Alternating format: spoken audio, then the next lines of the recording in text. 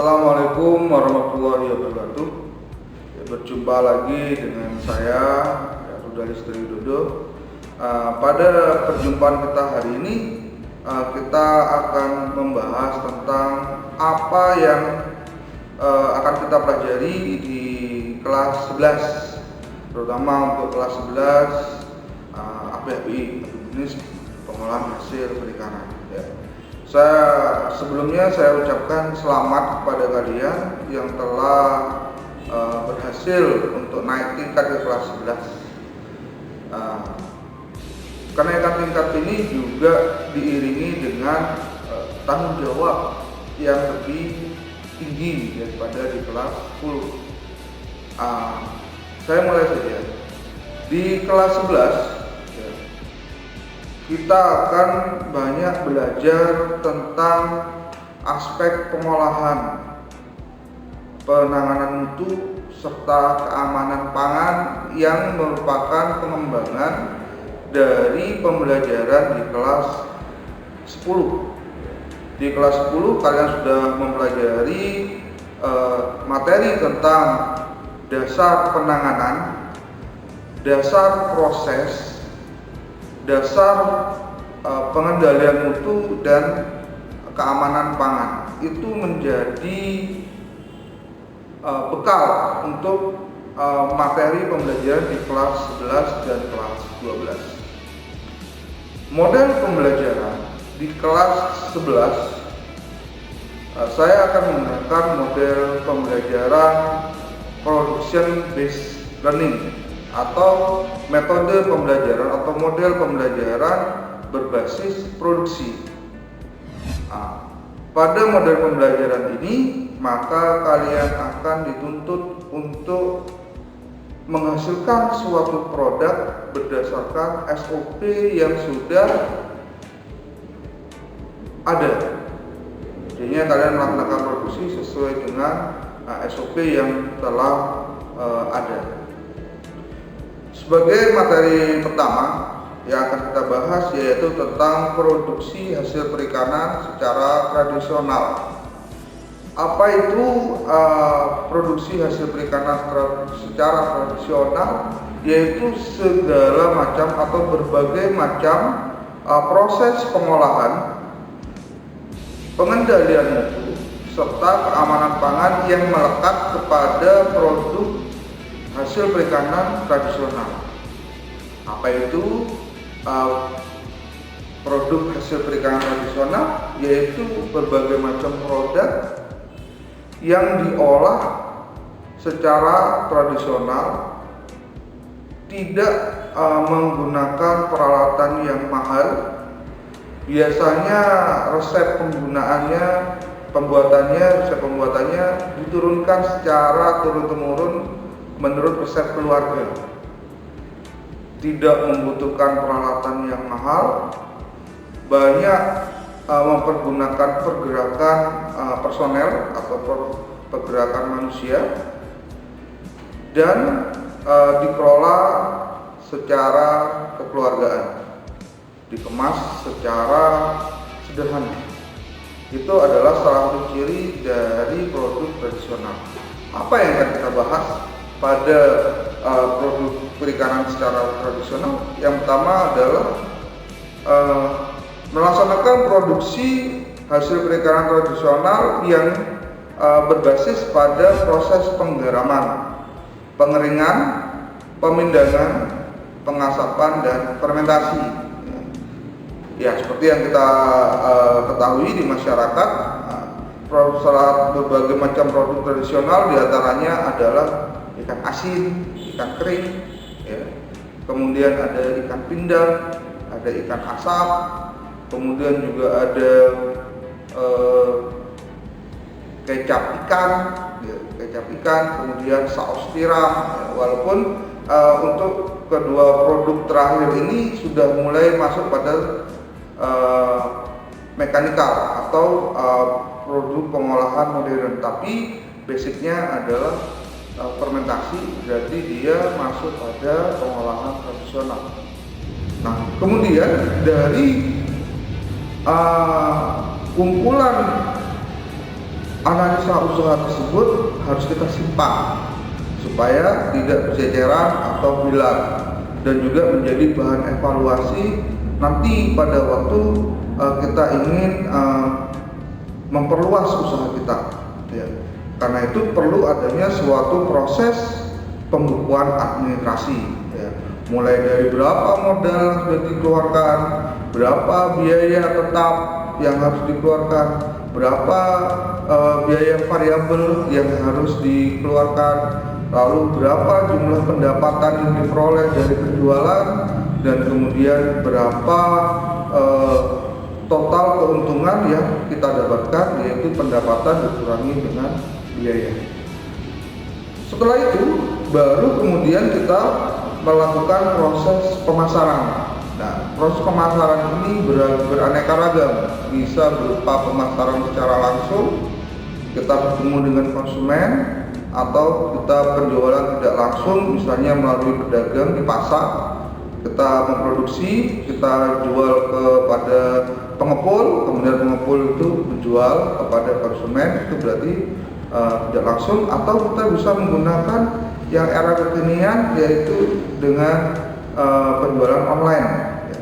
Jarang sekali atau masih sedikit sekali adanya penjualan online untuk produk tradisional. Tapi kalau memang itu menarik, nah itu akan lebih baik, lebih cepat, margin keuntungannya juga lebih tinggi. Nah, itu. Kemudian nanti kegiatan ini akan kita lanjutkan di kelas 12 berdasarkan hasil analisa, hasil evaluasi yang kita lakukan. Nanti akan kita lanjutkan di pembelajaran di kelas 12, yaitu tentang formulasi. Berikutnya adalah materi yang sangat cukup mahal, ya, karena ini adalah skala industri, ya. Kalian perlu mempelajari ini sebagai bekal apabila kalian nanti bekerja di industri pengolahan hasil perikanan yang berstandar ekspor, ya. Materi tersebut adalah produksi olahan ekspor hasil perikanan, ya.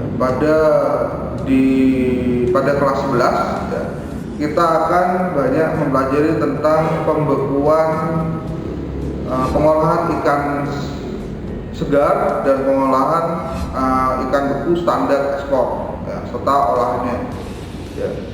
Jadinya di kelas 11 kita akan mempelajari tentang pengolahan ikan segar dan ikan beku. Dengan di kelas 12 nanti kita akan mempelajari tentang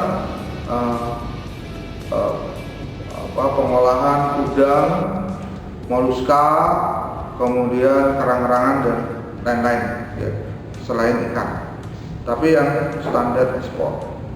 Baik, yang pertama adalah melaksanakan pengolahan produk ikan segar dan ikan beku standar ekspor, ya. Secara umum biasanya yang menjadi ikan yang diekspor kebanyakan adalah produk tuna, ya, ikan tuna, kemudian ikan kakap, ya, kemudian ikan karang seperti kerapu, dan lain sebagainya, banyak lagi. Tapi secara umum yang paling favorit, ya, atau yang paling banyak diekspor oleh negara kita adalah tuna, dan ini adalah komoditas yang cukup mahal. Agar produk kita, ya, produk tuna kita itu bisa diterima oleh negara tujuan, maka kita harus mematuhi prinsip-prinsip HACCP. Nah, prinsip-prinsip HACCP ini sudah kalian pelajari di kelas 10, ya, pada mata pelajaran keamanan pangan. Nah, dalam HACCP ada GMP dan SOP. Nah, GMP atau Good Manufacturing Procedure, yaitu bagaimana cara memproduksi yang baik, ya. Sedangkan SOP ada Standardization Operation Procedure atau standar operasi pelaksanaan sanitasi dan higien, ya. Jadinya pada materi produksi pengolahan hasil perikanan standar ekspor, ruh atau nyawa dari kegiatan ini adalah GMP, SSOP, dan HACCP. Kemudian apabila proses produksinya sudah berjalan, ya, kemudian pastinya kita butuh pengemasan. Pengemasan yang aman seperti apa? Ya. Kemudian yang menarik tentunya.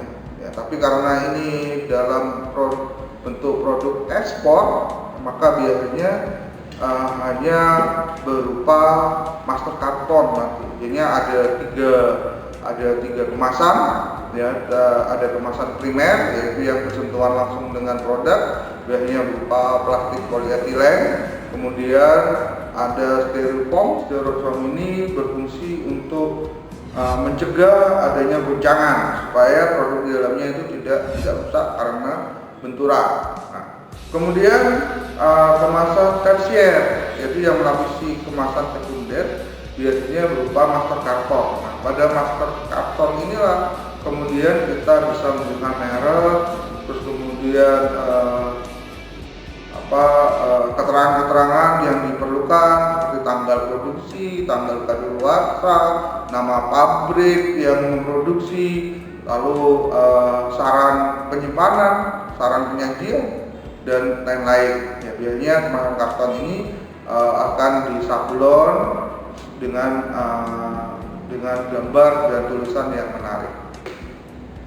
Kemudian yang terakhir, ya, kita akan mempelajari tentang bagaimana pengujian mutu. Untuk pengujian mutu ini dasarnya adalah dasar pengendalian mutu yang sudah kalian pelajari di kelas 10. Nah, jadi pengujian mutu ini dilaksanakan pada saat penerimaan bahan baku. Nah, kemudian kita ambil sampelnya juga pada saat proses. Pada setiap mata rantai proses kita ambil sampel, kemudian bahkan yang sudah ada dalam kemasan pun kita ambil sampelnya, dan yang disimpan itu juga kita ambil sampelnya untuk kita lakukan proses pengujian mutu supaya untuk memastikan produk yang kita hasilkan itu memiliki mutu yang baik dan belum rusak, supaya tidak ada komplain dari buyer atau pembeli yang ada di luar negeri. Nah, sampai di sini materi tentang produksi pengolahan ekspor hasil perikanan sudah selesai di kelas 11. Nanti di kelas 12 kita akan mempelajari tentang produk ekspor berupa produk moluska, ya, krustasea, pengalengan, dan produk lainnya, ya. Kemudian pada pembelajaran selanjutnya yang terakhir yaitu tentang produksi olahan rumput laut. Jadi ini adalah salah satu produk unggulan pada pengolahan hasil perikanan, terutama yang berbasis pada olahan rumput laut. Nah, yang pertama perlu kita pelajari tentang pengolahan rumput laut untuk menjadi aneka produk seperti dodol, permen, selai, ya, dan lain-lain. Kemudian setelah kita produksi, sama seperti yang lainnya juga kita akan mempelajari tentang pengemasan yang sesuai untuk produk olahan rumput laut. Kemudian teknik pemasarannya, kemudian analisa usaha dan pembukuan usaha. Nah, itu yang kita pelajari, termasuk juga alur proses, ya, pengemasan serta evaluasi dari pemasaran dan usaha.